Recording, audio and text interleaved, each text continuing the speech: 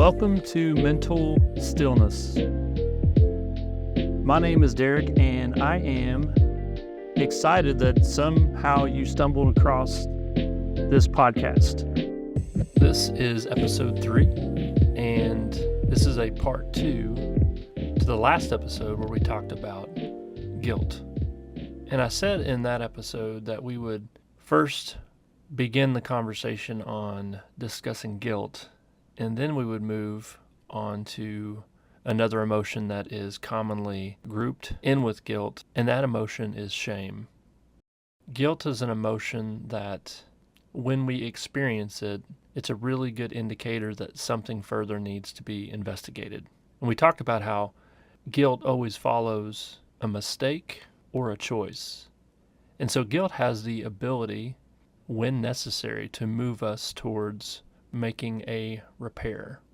So in leadership, maybe that is a leadership mistake or a leadership choice we had to make to best serve the company or the business. And guilt doesn't always follow a mistake or a bad choice. Sometimes guilt follows the best choice we could have made. Guilt may cause us to say, what I did was wrong, or the decision I made was potentially wrong. Shame, on the other hand, is much deeper, and that's the conversation I want to have today.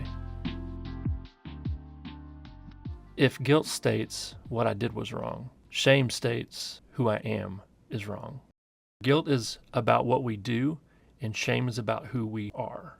Guilt moves us towards repair. Shame moves us toward rebellion. I want to unpack that a little bit because that can feel dramatic. But remember, guilt is about what we do, and shame is about who we are. So I said in the last episode where leadership guilt actually means that we have a level of care for the team that we're leading. I'm not saying guilt is always great and wonderful, but there are aspects of guilt that reveal a caring leader. There was a study done in the early 90s on inmates, and there were close to 600 inmates that were part of this study. And these were all inmates that had felony offenses. So when they first got sentenced, there was an assessment given that demonstrated if they felt guilt or if they felt shame. So these inmates were followed throughout their sentencing and even after they were released. Before I share the findings of the research, I want us to have a working definition of recidivism. And all that means, it's a tendency for a convicted criminal to reoffend. So for them to break another law, to make another offense, to have another felony, recidivism is the likelihood of that happening. And so the research findings were this. Those that scored more on the guilt side in the early assessment were less likely to reoffend. And I think going back to what we've been talking about with guilt, if someone is experiencing guilt, something needs to be repaired. There's remorse. There's a drive to improve a situation or to improve a path. And so those leaning on the side of guilt felt remorse. They wanted to make it right to those they offended, those they harmed, those they hurt, or be a better person in their community when they were released. On the other hand, those that leaned more towards the shame had a much, much higher rate of recidivism. If we remember, shame says who I am is wrong. Shame moves us towards rebellion. And I think as people, if we have a broken identity, we will also have broken behavior. So if we allow shame to run its course, it's always going to lead us to more destruction. And here's why I think that is important for us to be talking about when it comes to leadership. You've probably heard people talk about imposter syndrome. I know it sounds like an official disease or official illness, but even though it's not something that we would diagnose or form a treatment plan around it, it absolutely has relevance and is a very real phenomenon. A great way to think about imposter syndrome is this. I'm in a certain position, let's say in my company, I recently got promoted. I have this new position. And while on the outside, everybody thinks, yeah, that's well deserved.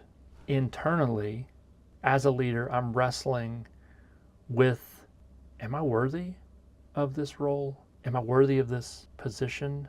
Am I qualified to even do this? And essentially, imposter syndrome is saying it's only a matter of time until they feel the same way.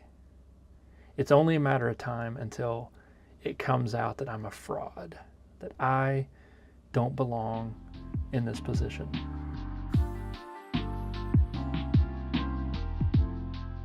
Doesn't that sound a lot like shame? Remember, shame is who I am is wrong. In all the conversations on imposter syndrome that I'm hearing, and it comes up a lot with leaders, it's about the burden that causes on that particular leader, which totally makes sense. Every single day they're going to work, they think that it's only a matter of time until I get found out, or am I even qualified to do this? And they get in their head about that. But I also want you to think about the impact that has on others. If you are believing that you're a fraud, if you are believing that you aren't qualified, if you are believing that you don't belong, you're going to lead outwardly in very unhealthy ways. Remember what we said earlier, a broken identity causes broken behavior. And so back to the research with the inmates, they believed, so why not go back out and recommit a crime? Because that's what people like me do. I am broken, I am wrong, so therefore I'm going to do broken and wrong things. It's a self-fulfilling prophecy. So in leadership, if we allow imposter syndrome to stay and to start digging down roots, we are going to lead outwardly in a way that fulfills that prophecy, fulfills that belief. Of course, it's going to affect our coaching conversations. It's going to affect us not having accountability conversations. How can I hold you accountable with things that you're doing wrong if I myself am broken and wrong and I'm a fraud? We've got to get a better picture of our identity. And if we're experiencing imposter syndrome, if we are experiencing shame, it's going to always negatively impact our influence. So here's what I want you to try. I want you to write down a list of names of people who you work with. This isn't people outside of work. This isn't people at home. And this list of names represent people who know you the best. It could be coworkers that you've worked years with. It could be people who maybe you haven't known super long, but you've known them in a super deep way. So I want you to build a list of people who know you the best. And here's the important part. I want you to identify one person on that list that you can go and have a very honest conversation with them about the shame or imposter syndrome that you're feeling. And this is a conversation where you lay it all out on the table. For example, I don't feel like I deserve my position. And then I want you to ask them if they would be willing to check in with you. Because if we are truly feeling shame, we need external support. Because if we're feeling like we are not worthy, that's most likely a false narrative that we've been believing. And so hearing someone else that shares the reasons why we're actually the perfect person for that position, if that's happening externally, that's going to sit with us and have a much more profound impact on us. Because the reality is, if we don't deal with the shame, it's going to continue to impede our influence as leaders. So make a list, invite someone else into this conversation that knows you well, and make a request of them to have periodic check-ins with you. Lean into somebody else to be an extra set of eyes and ears to help you see the full picture.